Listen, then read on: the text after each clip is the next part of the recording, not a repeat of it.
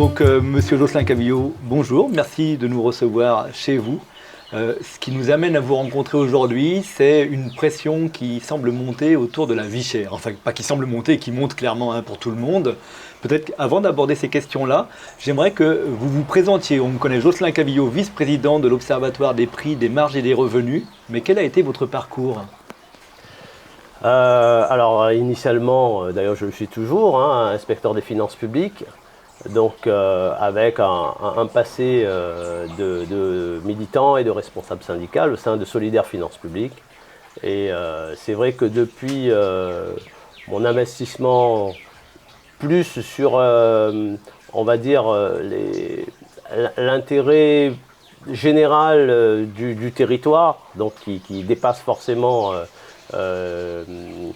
mes actions au sein de mon organisation syndicale ou au sein de ma profession, de mon administration, m'a amené naturellement à m'intéresser aux problématiques donc, du territoire, qui est un territoire, comme vous le savez certainement, avec un fort taux de chômage, des rémunérations plutôt faibles par rapport à ce qu'on peut avoir dans l'Hexagone, une problématique des prix donc plus importante et donc qui donne effectivement un contexte voilà, un peu particulier qui m'a amené donc à m'investir dans l'Observatoire des prix et à en devenir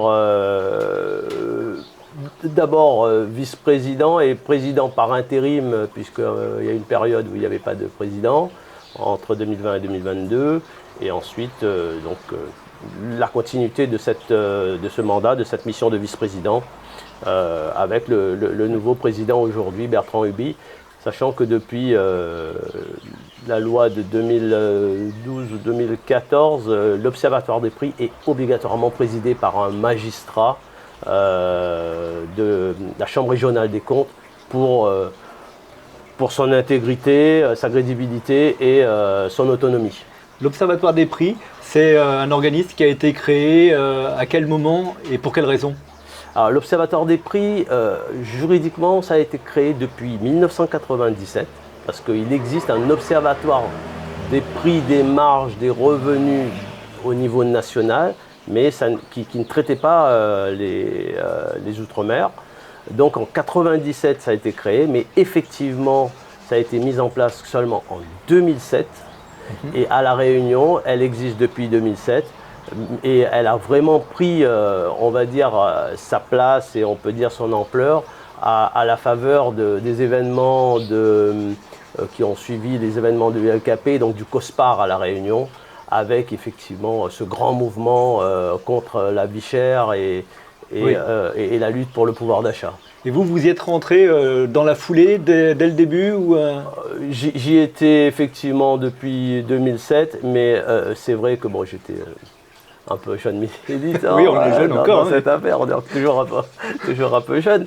Mais effectivement, c'est à partir de ce mouvement où on a vraiment pris d'abord la conscience de cette problématique, qui d'ailleurs a continué après, avec 2011 et récemment encore. Et à chaque fois, c'était plus ou moins le carburant qui mettait un peu le feu aux poudres, encore avec les Gilets jaunes il n'y a pas très longtemps.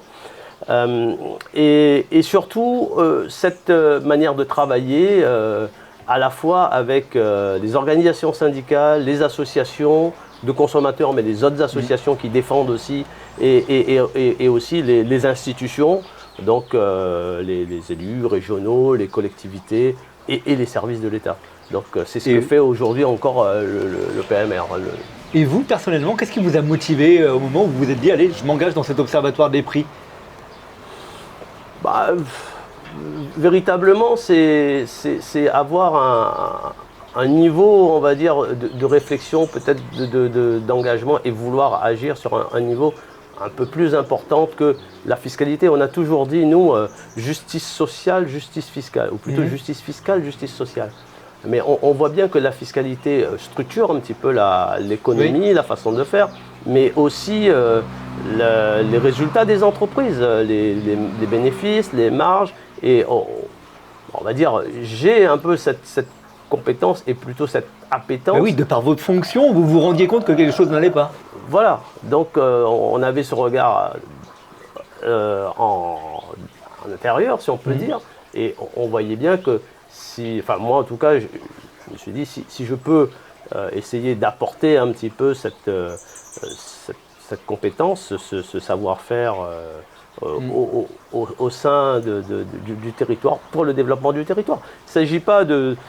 Et c'est toujours le cas aujourd'hui, c'est ce que je dis toujours aux acteurs quand je les ai en face de moi. Ce n'est pas pour pointer tel ou tel secteur, tel ou tel acteur, mais c'est vraiment pour apporter un regard un peu plus complet sur à la fois un fonctionnement économique, parce que les modèles économiques iliens sont des modèles particuliers.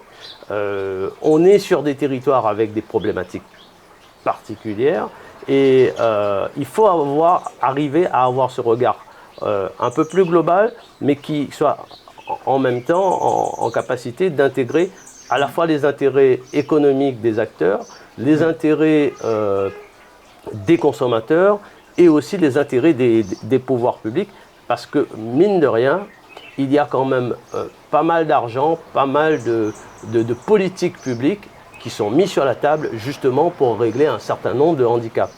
Et quand on écoute les acteurs économiques, bien sûr, la seule chose qu'ils mettent sur la table, ce sont leurs contraintes, leurs difficultés, et ils oublient très souvent de parler donc, de toutes ces politiques publiques qui sont mises sur la table, tous ces moyens.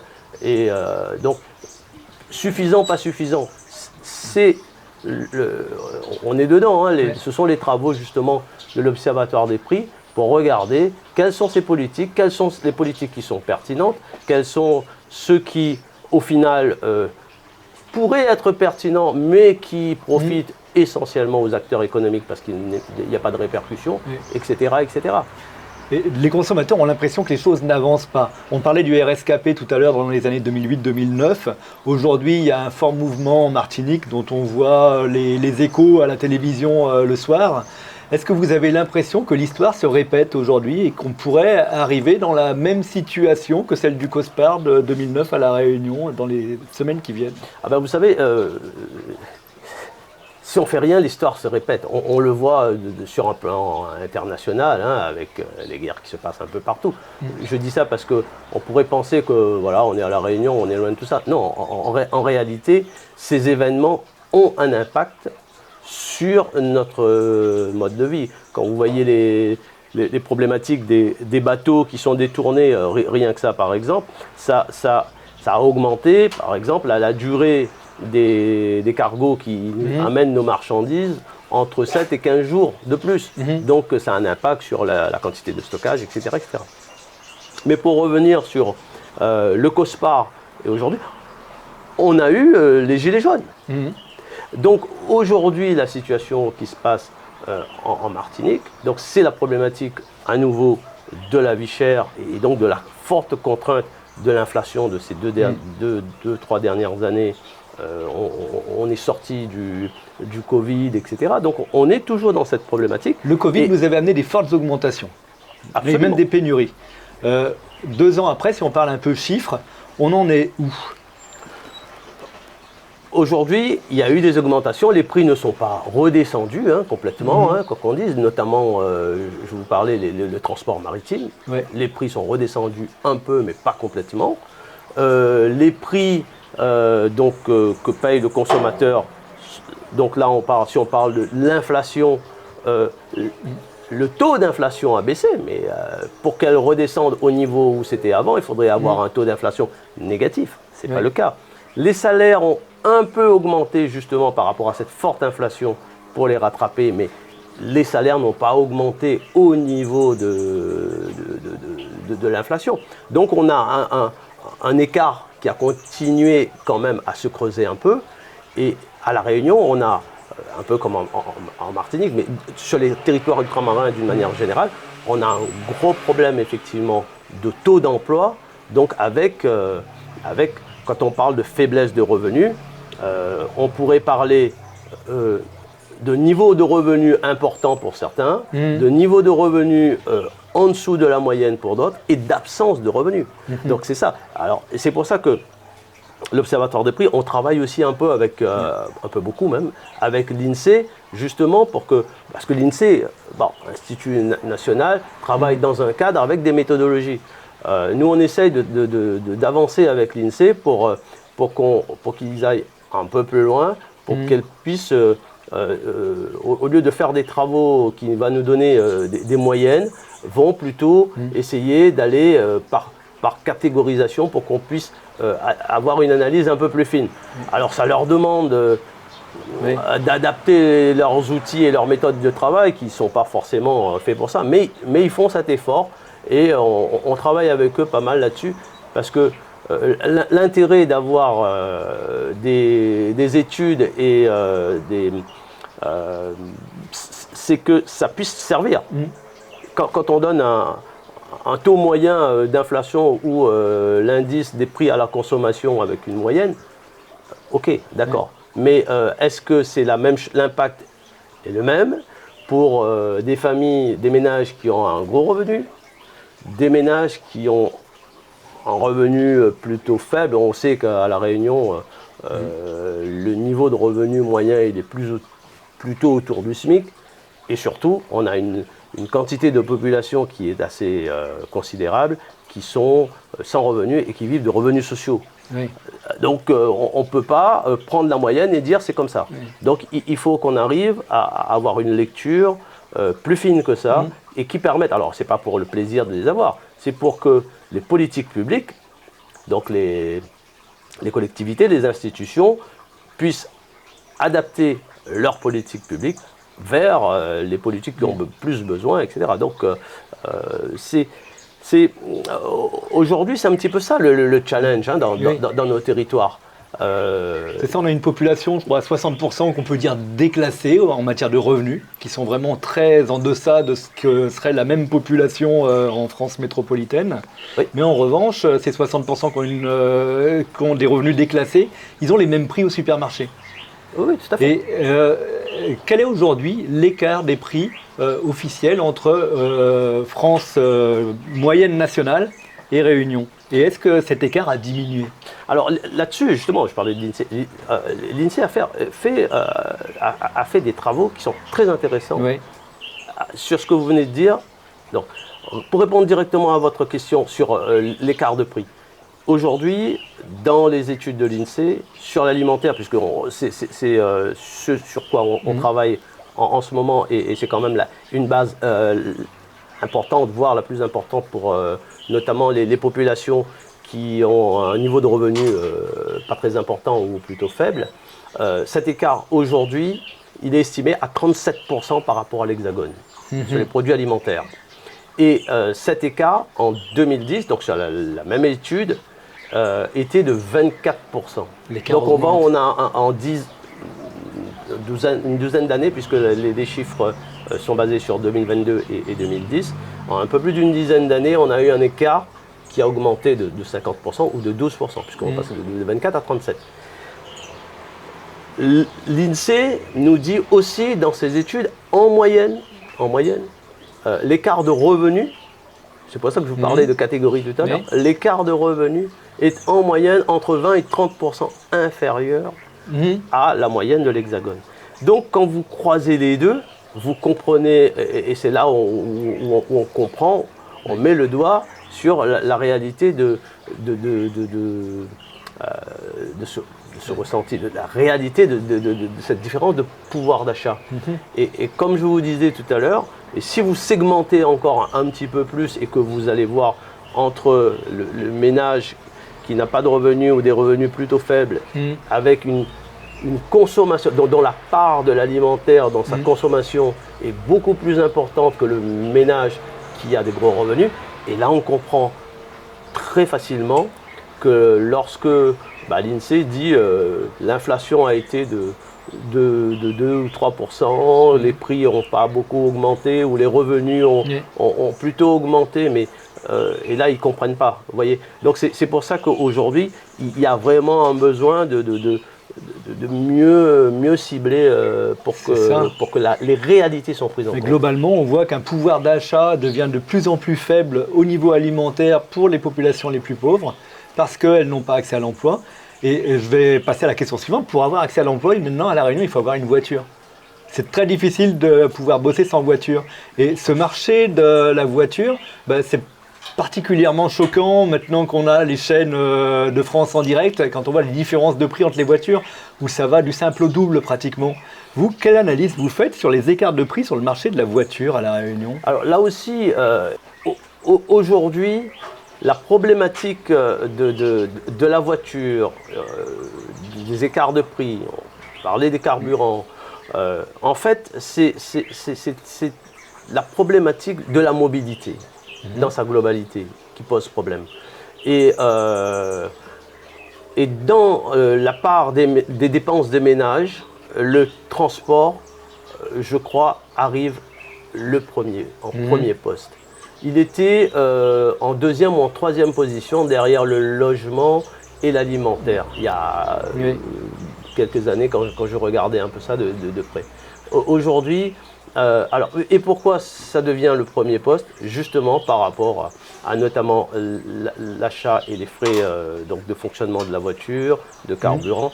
Alors, on dit toujours le carburant est moins cher à La Réunion. Sauf que, vu que la fréquence d'utilisation de son véhicule est beaucoup plus importante, donc l'impact est beaucoup plus important. Et sur les écarts sur les prix de voitures, là aussi, il y a plusieurs paramètres. Il y a, je mettrai de côté le paramètre des marges. Puisque on va en parler quand même, du paramètre des marges. Quand je dis je mets de côté, c'est parce que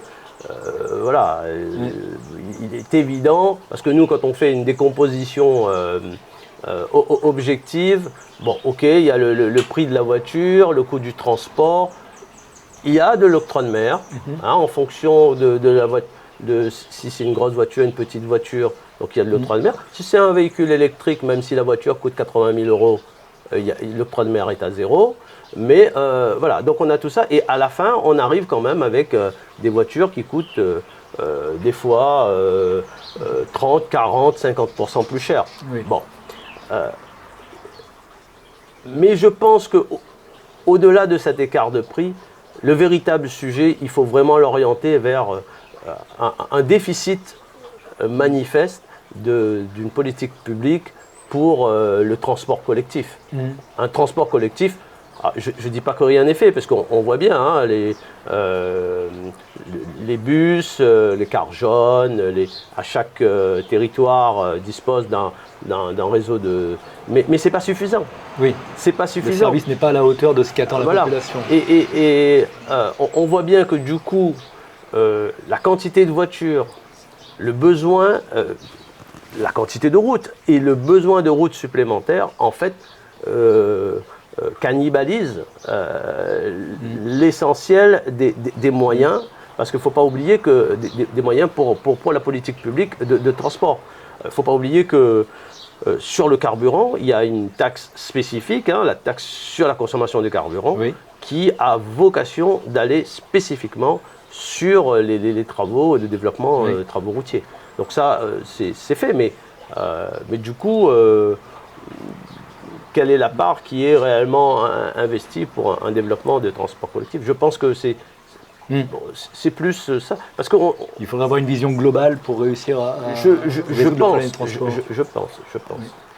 Et faisons un petit peu, parce que ça fait 20 ans maintenant donc, que l'Observatoire observe les prix, les marges, etc. Si on essaie de simplifier au niveau où on peut simplifier, j'imagine que ce n'est pas si facile que ça, qu'est-ce qui provoque l'écart de prix et l'octroi de mer? Tout le monde attaque l'octroi de mer. Alors, sur l'octroi de mer, puisqu'on a fait une étude, j'ai mené une étude sur l'octroi de mer. Il n'y avait pas d'ambition particulière. La vocation, c'était justement, puisque tout le monde parlait de l'octroi de mer, nous compris, et donc c'était vraiment pour savoir qu'est-ce que c'est, comment ça fonctionne, et éventuellement quel est son impact réel sur les prix. Alors, c'est un impôt, il faut dire les choses clairement, c'est un impôt qui taxe les produits à l'importation. On consomme à peu près entre 75 et 80% de nos produits consommés sont importés. Donc voilà. Quand on regarde les taux, le taux moyen, c'est-à-dire on prend les valeurs importées, puisque ça s'applique sur la valeur CAF, coût assurance fret, donc la valeur au port déclaré. Et là, on a une taxe dessus et ça rapporte donc des recettes. En moyenne, c'est 7,5 le taux. Alors, est-ce que c'est important? Pas important. C'est une moyenne. 16 taux différents qui partent de zéro, donc l'exonération, et jusqu'à 61 ou 63% pour les alcools forts, le tabac. Donc voilà. Et entre les deux, on a des taux. L'essentiel des produits importés sont taxés autour de 6,5%.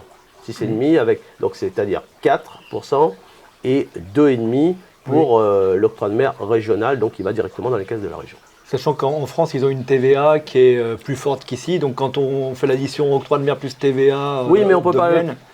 On arrive à peu près au même on taux peut pas. Alors, on peut pas le comparer comme ça parce que l'octroi de mer s'applique sur une valeur CAF, alors que la TVA, c'est sur ce que vous achetez à la fin, donc c'est vraiment sur le prix. En revanche, nous, ce qu'on a fait, c'est pour pouvoir comparer le rendement des deux impôts, parce qu'il fallait arriver à pouvoir comparer les deux.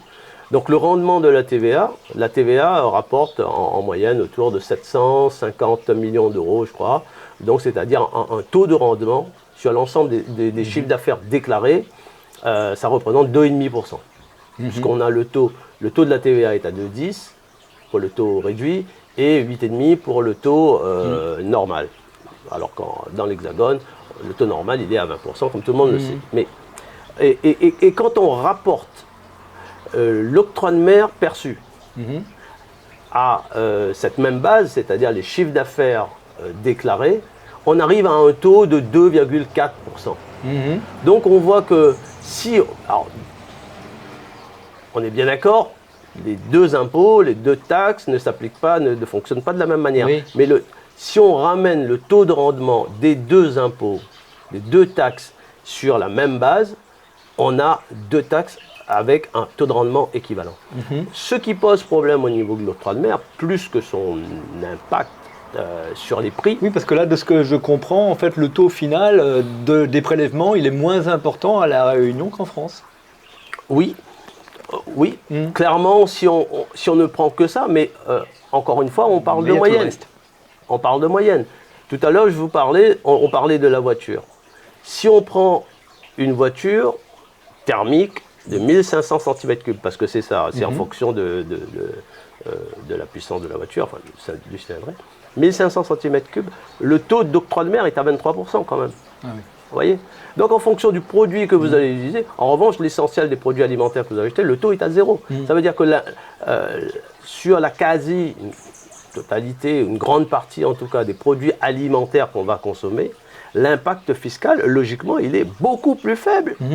Beaucoup plus faible que l'impact fiscal dans l'Hexagone. Et pourtant, quand on compare les prix, on a un écart de prix qui est beaucoup plus important et très loin, en tout cas, des 37% de différence. Donc c'est sur les autres aspects que peuvent être le transport. Donc voilà, et donc du coup, sur cette question de la fiscalité et de l'octroi de mer, puisque ce sujet est quand même un sujet important qui défraie la chronique régulièrement, et qu'on a travaillé dessus, c'est plus sur l'aspect opacité. Quand vous achetez un produit, vous ne savez pas ce que vous avez payé comme octroi de mer. Quand vous interrogez les acteurs publics, les acteurs économiques, ils nous disent « Ah, c'est pas nous, c'est pas les marges. Il faut aller voir la fiscalité, et notamment l'octroi de mer. » Quand vous interrogez les collectivités, ils nous disent « Attendez, le taux d'octroi de mer, il est relativement faible. Vous avez étudié vous-même, vous voyez que c'est faible. Donc allez voir Donc c'est cette opacité et le manque de transparence. Pourquoi tel taux, pourquoi telle exonération? Parce que la production locale, l'octroi de mer, il y a un dispositif donc validé par l'Union européenne qui permet d'exonérer. Ce sont le dispositif de différentiel de taxation. Lorsqu'il y a une production en local, si vous importez le produit, la taxation est plutôt forte pour justement préserver, soutenir, protéger, on emploie le mot qu'on veut, cette production locale. C'est relativement vertueux, quoi. Cette production locale, relativement vertueux. Sauf que le revers de la médaille, c'est que sur certains produits, on l'a vu sur l'exemple de l'oignon, mais il y en a d'autres. Le revers de la médaille, c'est que quand vous avez une production locale qui n'est pas en capacité structurellement de satisfaire la production locale. Et pour protéger la demande locale, et donc pour protéger, soutenir cette production, on va taxer plus fortement donc le produit importé. Ah oui, mais pour le consommateur, du coup, il est, entre guillemets, sanctionné, entre guillemets, pénalisé. Oui. Donc vous voyez que, oui, vertueux, parce que sa vocation est de soutenir la production locale et l'économie locale, jusque-là, rien à dire, mais en même temps, on a une pénalisation du consommateur. C'est un sacré serpent de mer parce que ça fait des années qu'on dit l'octroi de mer, il faut le réformer, certains disent qu'il faut le faire disparaître et Donc on n'a jamais réussi à trouver de consensus. Donc c'est pour ça que c'est compliqué et tant nous c'est pour ça qu'on voulait aller vraiment au fond des choses et regarder de manière non partisane le dispositif. Et c'est là où on est arrivé à ce genre de contradiction.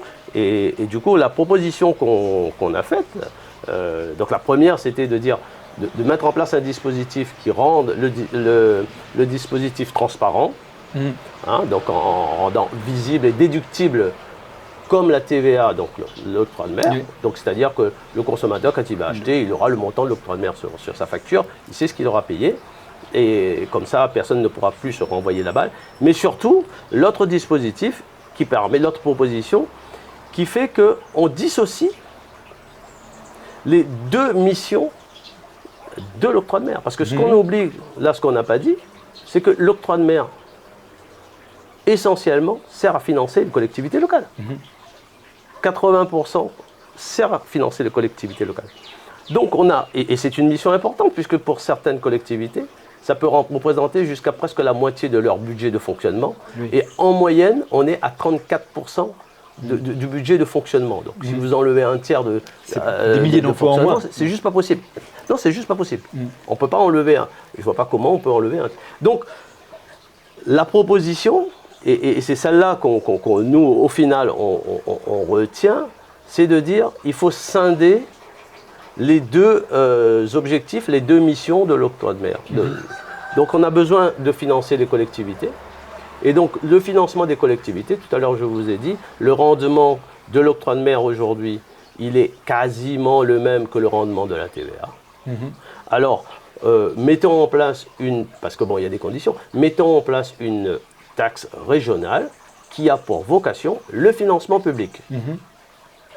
Ça c'est une chose. Avec le même fonctionnement, c'est-à-dire, voilà, pas question de le mélanger avec de la TVA, tout ça, donc personne n'en veut. Donc on fait vraiment quelque chose de distinct.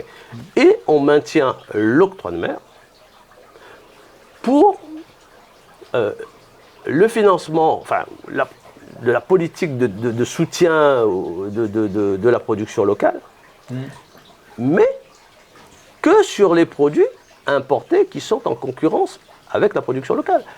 Parce que l'autre reproche qui est fait à l'octroi de mer, c'est de dire, ok, elle protège la production locale, mais on ne fabrique pas de voitures à La Réunion. Alors pourquoi on taxe les voitures? On ne fabrique pas je ne sais quoi ici.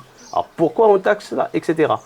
Donc c'est justement, si on les taxe, et notamment on taxe les voitures de manière plutôt forte, parce que c'est l'un des postes qui rapporte essentiellement. Donc, mais c'est pour financer les collectivités. Et nous, bien sûr, il faut faire des simulations. Hein, on a commencé, hein, on a donné des pistes. Mais en sortant le financement public de ce dispositif, il nous semble qu'on pourra adapter réellement en fonction des besoins et de la réalité le dispositif. Et surtout, ce qui manque beaucoup, c'est associer les acteurs.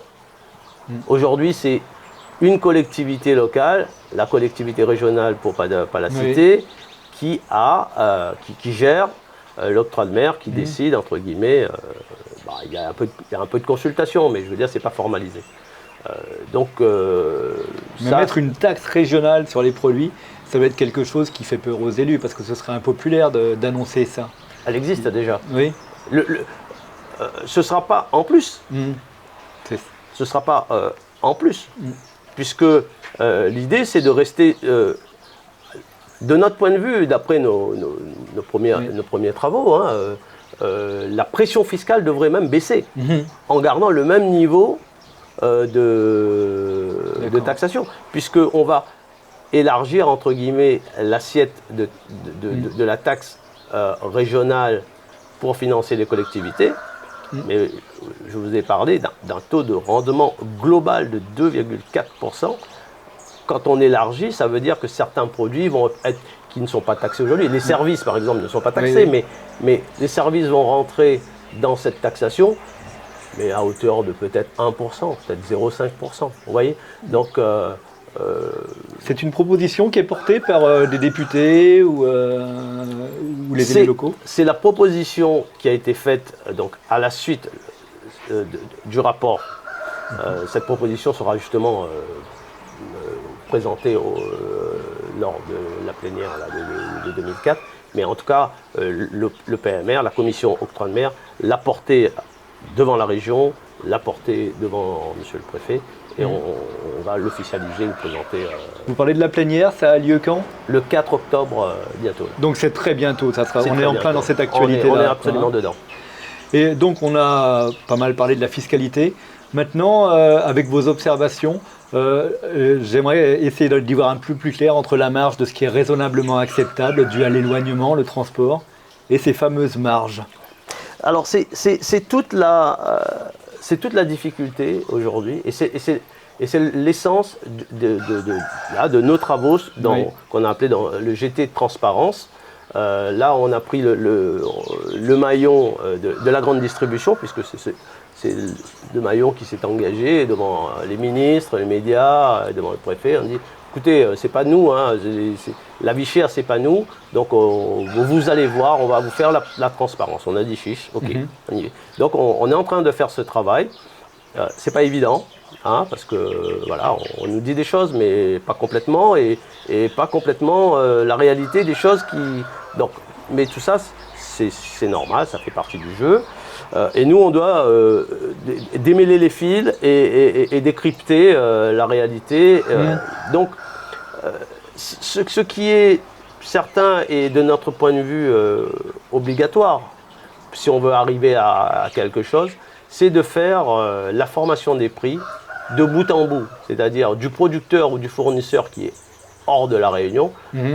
L'essentiel est en Europe, c'est un peu contre-intuitif comme ça, mais l'essentiel est quand même en Europe, ça ne vient pas de Chine, ça ne vient pas de l'Asie du Sud-Est. Et ensuite au consommateur, celui qui achète. Et entre ça, si on prend un consommateur qui est dans l'Hexagone, lui, il doit avoir 3-4 étapes maximum. Oui. D'accord.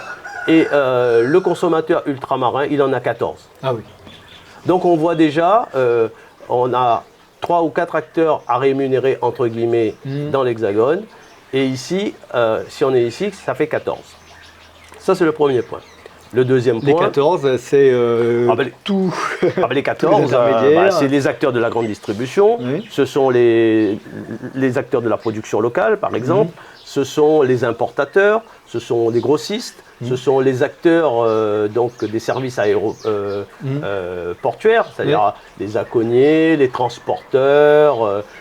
Voilà, c'est toutes ces petites mains. Vous avez la fiscalité. Si vous êtes dans l'Hexagone, alors c'est pas forcément un bon exemple, encore que. Si vous êtes dans l'Hexagone, vous n'avez que de la TVA. Bon, quelques taxes, mini-taxes, mais de la TVA. Mais sur l'alimentaire, la TVA, je crois qu'il est à 5,5. Si vous êtes à La Réunion, vous avez l'octroi de mer, à peu près à 0%, essentiellement sur l'alimentaire, mais vous avez la TVA et puis vous avez... Donc vous voyez, en termes de fiscalité, on est à peu près neutre, mais en revanche, en termes de nombre d'acteurs à rémunérer, on est 3 fois plus, 3 à 4 fois plus. Ensuite, vous avez tout simplement le coût du transport. Le coût du transport, il vient par bateau, et on a vu récemment avec... le transport maritime, c'est pas compliqué, il y a 2-3 acteurs. Donc on est dans un système d'oligopole, et donc les prix ne suivent pas forcément une courbe de coût. C'est une courbe d'opportunité. Il y a des bateaux, les prix sont plutôt bas, il n'y a pas de bateaux, les prix explosent. D'accord, la concurrence ne joue pas, ils s'entendent. Il n'y a pas de concurrence. Donc on est sur des prix d'opportunité. Et donc on est sur un territoire qui subit cela. Donc ce coût, et après vous avez tout le reste. Quand vous enlevez ce coût, on va dire qui est structurel, après le produit il arrive au port, et à partir de là, vous avez toute cette chaîne, et avec la composition économique de notre territoire, nos territoires, parce que tous les territoires ultramarins se retrouvent un petit peu dans la même situation. Donc on a des jeux de pouvoir, des jeux de puissance économique qui vont faire que voilà, certains peuvent, à notre sens, mais c'est ce qu'on est en train d'étudier, avoir des marges de négociation, d'autres moins, etc. Et on voit aujourd'hui à la Réunion, c'est un secteur qui est en pleine mutation, qui est en train de... Et quel poids il représente en moyenne, c'est tous ces intermédiaires sur le prix global d'un produit? Ça, c'est ce qu'on ne sait pas. Ça, c'est ce qu'on ne sait pas. En clair, le total fait 37%, c'est ce que nous dit l'INSEE aujourd'hui. Et sur ces 37%, et dans ces 37%, nous, le travail à 37%, on est en moyenne. On est en moyenne, on est bien d'accord. Sachant que vous prenez des produits, on doit avoir, parce que quand vous... vous-même, vous faites vos courses de temps en temps, moi aussi, et le consommateur, il dit, mais attendez, moi, ce produit, aujourd'hui, avec Internet et les gens en voyage, ce produit, dans l'Hexagone, je l'ai payé à 2 €. Ici, je le paye 4, 5, 6 €. Donc là, on n'est pas à 37%, on est bien d'accord. Donc nous, le travail qu'on essaye de faire, avec toute la complicité qui va avec. Complicité ou complexité? Attention. Complexité. Oui. Très complexe. Complicité. Non, vous n'êtes pas complice. Je pense qu'il le saurait. Avec toute la complexité qui va avec, c'est d'arriver à démêler véritablement les fils pour savoir, donc c'est 37% de moyenne, qui prend quoi. Parce que au-delà de qui prend quoi, la composition, on a des acteurs qui ont intégré la filière de manière verticale, plus ou moins complète. D'autres qui l'ont intégré de manière horizontale. Certains ont intégré de manière verticale et horizontale. Donc, il y a de réelles, fortes disparités dans le secteur. Et on est complètement impuissant face à ça. Vous avez du mal à l'observatoire d'avoir les justes prix par tout le monde. On va vous opposer le secret des affaires. C'est ça. En fait, on a déjà on a très peu de moyens pour le faire.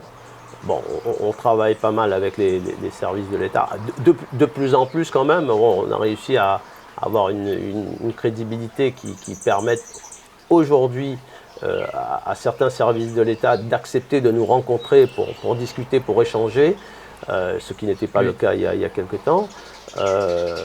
Mais surtout, on a en même temps des dispositifs réglementaires. On a la loi de régulation économique de 2012 qui permet un certain nombre de choses, qui permet, si on voulait les mettre en œuvre. Et en même temps, on a des dispositions réglementaires, donc la loi sur le secret des affaires dont vous parlez, qui brident et qui limitent. Donc, c'est pas facile, parce que les acteurs économiques se retranchent derrière ce secret des affaires pour par exemple, absolument pas parler de marge. Dès qu'on parle de marge, c'est tabou, entre guillemets, parce que secret des affaires. Ok. Mais on est sur un territoire où, bien entendu, des acteurs économiques doivent faire des marges pour pouvoir vivre. Sinon, on ferme la boutique et ça ne fonctionne pas. On a l'impression que ce n'est pas les mêmes marges qu'ils font à Strasbourg ou à Saint-Denis de la Réunion. Voilà, mais entre les marges raisonnables et normales d'un fonctionnement normal de l'économie et des marges qui permettent à des acteurs en situation de force d'appliquer les marges qu'ils souhaitent, qu'ils veulent, un peu comme les compagnies maritimes, un peu comme le milieu pétrolier par exemple. Donc c'est là où dans nos économies, où la libre concurrence non faussée, non, ça fonctionne pas ça. on n'a pas un marché avec une taille suffisante pour dire on laisse jouer on laisse faire le jeu de la concurrence. Et les prix, la concurrence va réguler. Non. Et c'est plutôt le contraire. Donc enfin, il y a une autorité sur la concurrence, mais on a vu débarquer le groupe Ayotte qui a racheté Vendémia.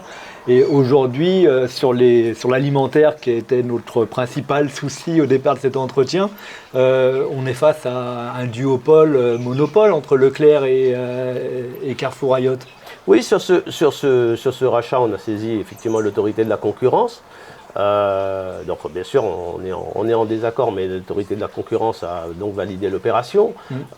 Aujourd'hui, on est dans un duopole qui est assumé. Je veux dire, les acteurs économiques, personne ne remet en cause la réalité de ce duopole. Je crois qu'aujourd'hui, voilà, ils sont à peu près deux acteurs qui ont à peu près un peu plus entre 60 et 65% de part de marché sur ce secteur. Ça fait maintenant 3-4 ans que c'est comme ça. Et si on prend, donc on rajoute le troisième acteur, on arrive à peu près à 80%. Donc Intermark. Donc non, je ne vous dirai pas les qui autres, c'est. Super U, tout l'ensemble. Je ne vous dirai pas qui c'est, mais aujourd'hui, on a trois acteurs, pas encore, puisque je vous ai dit qu'on a cette plénière le 4, on va en parler. Donc on a deux acteurs à peu près 2/3 du marché, trois acteurs à peu près 80% du marché. 80% du marché.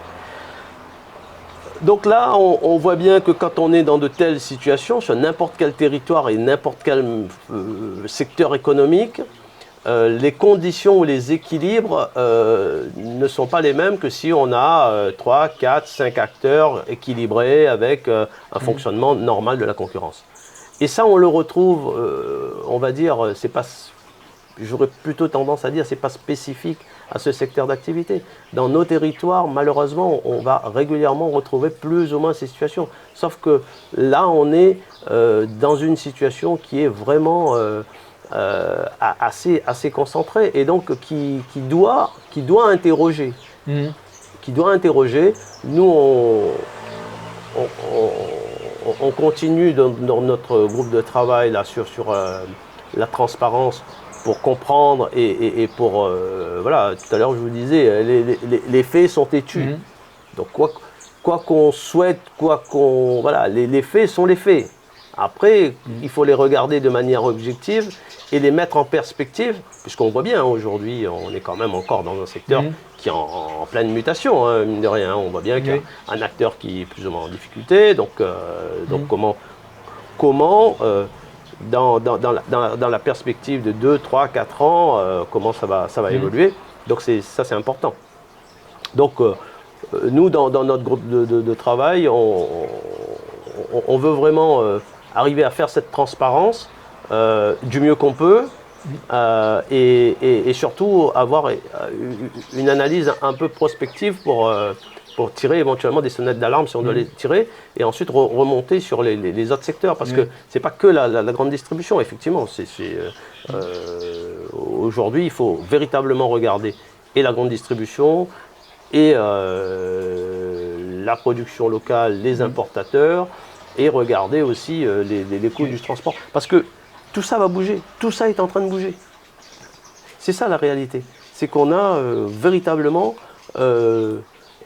des phénomènes qui vont impacter l'ensemble des maillons de cette chaîne. Pensez qu'aujourd'hui, travailler juste sur la grande distribution va amener à quelque chose ou une solution sur l'ensemble de la formation des prix.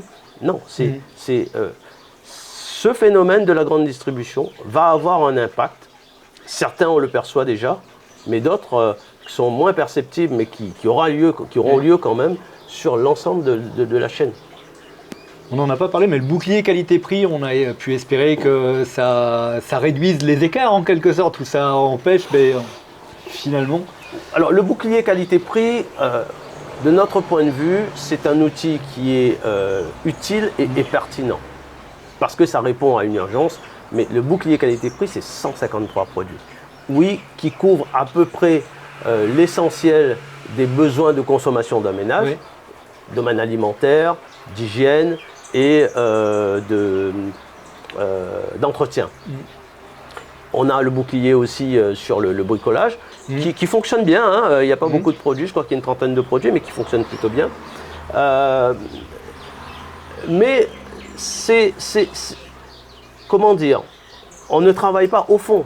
C'est-à-dire qu'on prend un panier de produits et on dit, voilà, on va vous faire un prix sur la globalité de ce panier, sachant que les acteurs, à l'intérieur de ce panier, peuvent moduler les prix. Les consommateurs, eux, souhaitent qu'on ait dans ce panier des prix qui ne bougent pas. C'est ce qu'on souhaite aussi, mais voilà, c'est pas évident, apparemment pour les acteurs. On ne comprend pas trop pourquoi, mais apparemment c'est pas évident. Donc voilà, on va rester sur c'est pas évident. Mais nous, l'autre sujet, c'est sur 153 produits, en moyenne, on a à peu près entre 10 et 15% qui manquent. Donc ça fait entre 20 et 30 produits sur 153 qui manquent. Donc nous, ça c'est pas satisfaisant. Il faut travailler là-dessus. Et sans doute que ce BQP aujourd'hui, il arrive un petit peu en bout de course dans son modèle. Donc en plus du travail de fond dont je vous ai parlé tout au début, pour la formation des prix dans sa globalité, je pense qu'on peut faire évoluer peut-être le bouclier aujourd'hui. C'est un produit qui il fonctionne bien. Nous, on fait faire régulièrement depuis 2 ans, l'année dernière et cette année on va le refaire. Donc on missionne un prestataire pour regarder en vrai comment ça fonctionne, si effectivement les engagements sont respectés sur les prix, les produits, la présence des produits, c'est ce qui nous avait permis de dire bah oui mais bon voilà, il en manque, ça c'est pas sérieux, éviter les erreurs, etc., etc. Donc mais c'est utile parce que le consommateur, il le connaît de plus en plus, les acteurs le mettent un peu plus en valeur dans le magasin, c'est-à-dire qu'on les voit aujourd'hui, etc. Et on arrive à mieux cibler et à leur dire, par exemple, c'est pas normal que sur un rayon, le produit BQP a une place au fond du rayon, en bas, pas visible. Non, il faut l'exposer comme un produit, comme si vous exposerez votre produit de marque distribution, c'est-à-dire dans une position normale. Et quand il n'y a pas, voilà, vous mettez une information pourquoi. Il y a de quoi améliorer ce bouclier. Vous avez évoqué tout à l'heure un peu la réforme fiscale avec la taxe régionale. Est-ce qu'il y aurait aujourd'hui une mesure forte à proposer pour réduire les écarts de prix ? Une mesure forte, c'est de demander déjà aux acteurs économiques d'être raisonnables, peut-être, partant de là, et peut-être agir sur le coût du transport. Je vous disais tout à l'heure, parce que bon, à La Réunion, c'est quand même CMA-CGM qui est une compagnie qui est nationale, même si elle est internationale, française, internationale. Qui a une part quand même non négligeable dans le transport des marchandises ici à La Réunion. Mais la réduction, le problème c'est que la réduction de coûts, parce que ce serait une réduction de coûts, les prix étant libres, si on ne met pas en place des outils qui garantissent que si vous réduisez les coûts de X%, est-ce qu'on a la garantie que les acteurs vont répercuter la totalité dans les prix ou vont profiter au passage pour en garder une petite partie? Ils vont augmenter leur marge. Donc il faudrait un vrai contrôle des marges. Bien sûr.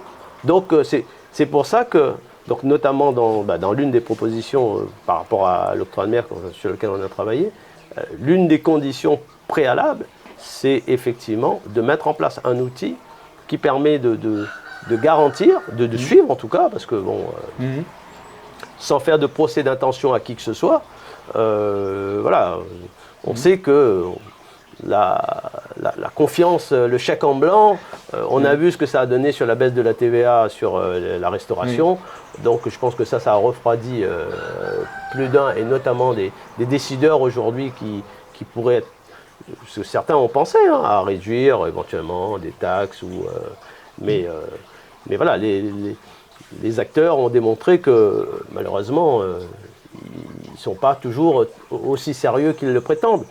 Donc, bien entendu, on peut trouver des pistes, mais des pistes pour réduire des coûts ne réduiront pas forcément les prix à la hauteur des efforts faits. Donc ça c'est aussi une... Parce que, entre nous soit dit... on est dans un monde libéral. Quel gouvernement libéral accepterait de contrôler les prix aujourd'hui? Ou en tout cas les marges plutôt, je veux dire. S'il est vrai qu'on est dans un dispositif, dans un système où les prix sont libres, donc vous avez dit, concurrence libérale, tout ça. Mais tout le monde s'accorde à dire que dans nos territoires, s'il n'y a pas un peu de régulation, il n'y a pas de concurrence qui puisse fonctionner naturellement. On finirait par avoir un acteur qui... Je vous donne un exemple. L'aérien, qui n'est pas régulé. Oui. Au final, on se retrouve toujours avec deux acteurs. Un qui donne le là, et l'autre qui est contraint de suivre du mieux qu'il peut. Il y a eu des tentatives avec on a eu jusqu'à 4 opérateurs. Mais sans régulation, on finit par en avoir un deuxième, parce que sinon on est dans un monopole. Et on a lutté... Enfin, vous avez 3, vous avez Air France, French Bee et puis Air Austral. Aujourd'hui, on a French Bee, French Bee n'a pas c'est pas une régulière, c'est une compagnie régulière. On en a. C'est Air Austral et Air France. Je compte 2 régulières, parce que même Corsair, c'est pas des vols journaliers réguliers. Donc je crois, des fois, ça dépend des périodes en fait. Pendant les périodes de rouge, oui. Et donc voilà, si on prend l'exemple du carburant, qui, de mon point de vue, est un bon modèle, l'exemple d'un modèle où il y a de la régulation, mais il y a de la liberté commerciale. Et malgré tout, il y a encore des acteurs, les pétroliers, ne peut pas les citer, arrivent à trouver des marges de manœuvre pour accroître leur profitabilité. D'accord. Tout en utilisant la réglementation. Et c'est ça le jeu subtil. Mais je pense que dans nos territoires, on ne peut pas faire autrement que de mettre de la régulation. S'il n'y a pas de régulation, je crains que... Donc dans le commerce de grande distribution, dans le commerce de l'alimentaire, il faut un peu de régulation économique si on veut améliorer le système. Et oui, et au sein de l'Observatoire des prix, vous êtes le représentant du monde syndical, qui est peut-être le monde qui va le plus pousser vers la régulation. Alors le PMR est plus le représentant, pas du monde syndical, parce qu'au final il y a très peu de syndicats dans l'Observatoire des prix, mais on va dire qui est le trait d'union. Moi je le définirais comme ça, le trait d'union entre les représentants des consommateurs, des associations de consommateurs qui sont très présents chez nous, les représentants des acteurs économiques qui eux veulent, et les représentants peut-être des pouvoirs publics, l'État, mais aussi les collectivités qui eux interagissent avec. Et je pense que l'OPMR, enfin en tout cas à La Réunion c'est un peu comme ça qu'on essaie de fonctionner, le trait d'union entre ces acteurs pour justement faire en sorte qu'il y ait un meilleur équilibre qui se trouve, parce que aujourd'hui le système il est déséquilibré au sens que c'est les acteurs économiques qui dictent un petit peu leurs lois et au pouvoir public, à la régulation, et malheureusement au consommateur qui peut que constater et crier mais qui n'a pas de levier. Et vous qui observez tout ça depuis longtemps, comment vous faites pour freiner votre colère? J'imagine que ça doit vous mettre en colère tout ça parfois. Aujourd'hui, j'ai plus autant de colère que je pouvais en avoir il y a quelques années. Mais le constat, il est toujours le même. Et justement, disons que mon regard aujourd'hui, c'est que c'est en démontrant, parce que ce qu'on fait aujourd'hui n'est pas les résultats auxquels on arrive dans nos études, dans les discussions avec que ce soit l'INSEE, que ce soit même les acteurs économiques. Il n'est pas très différent de ce qu'on pouvait constater il y a quelques années. La seule différence, c'est que il faut le démontrer pour que ce soit implacable. C'est pour ça que je comprends, moi, les consommateurs, les citoyens. On a des citoyens qui travaillent avec nous, qui sont très impatients, qui ne comprennent pas, qui disent on attend trop, c'est comme ça, il faut. C'est vrai. Mais le dire, c'est une chose, mais personne, enfin, voilà, c'est pas écouté, et puis c'est contredit. Donc, en revanche, quand vous arrivez à faire une étude qui n'est pas contestée avec une méthodologie et des éléments, et que vous les mettez sur la table, c'est beaucoup plus compliqué, y compris aux acteurs économiques, ça ne leur fait pas forcément plaisir, acteurs économiques ou d'ailleurs collectivités, mais c'est implacable. Et à ce moment-là, on ne vous dit pas vous avez raison, hein, mais on commence à discuter. Et là, peut-être que les choses avancent. Alors, au rythme où elles doivent avancer, mais elles avancent. Sinon, les choses n'avancent pas. Merci beaucoup, Jocelyn Cavillo. Et moi, je vous remercie.